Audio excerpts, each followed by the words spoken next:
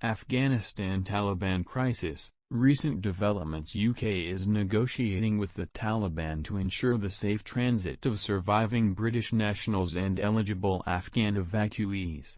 Today's news on Afghanistan's Taliban crisis. September 1 live update. President Joe Biden has stated that the U.S. has committed to ensuring the safe passage of the remaining 200 Americans in Afghanistan. Not just Americans, but also thousands of individuals from other countries are still awaiting evacuation.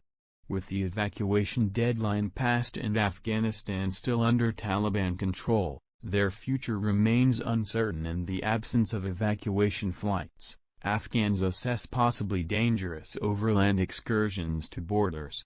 The Taliban celebrated their victory by firing guns into the air following the withdrawal of the final U.S. troops from Afghanistan.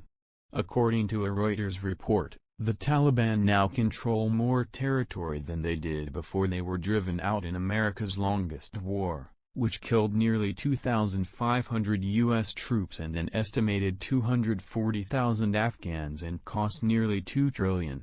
While President Joe Biden drew criticism for the chaotic withdrawal of U.S. forces, he maintained that it was the greatest option available to finish the U.S.'s longest war and decades of unsuccessful attempts to reshape other countries by military force. He also stated that the U.S. is dedicated to ensuring the safe passage of the last 200 Americans in Afghanistan. Not only Americans are still awaiting evacuation, but thousands of citizens from other countries as well. Their future remains uncertain following the expiration of the evacuation deadline and the Taliban's complete control of Afghanistan. As the final U.S. troops depart Afghanistan, the UN will have to decide how to deal with a potential humanitarian catastrophe in the war-torn country. India made its first official contact with the Taliban on Tuesday, hours after the final U.S. military aircraft flew out of Kabul, bringing the U.S.'s two-decade-long war in Afghanistan to an end. Deepak Mittal, India's ambassador to Qatar, met Shah Mohammad Abbas Stanekzai, the Taliban political office's head, in Doha on Tuesday.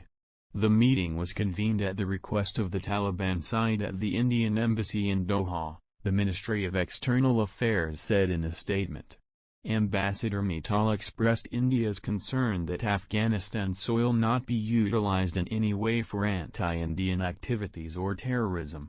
According to the Maya, the Taliban representative assured the ambassador that these issues would be resolved positively.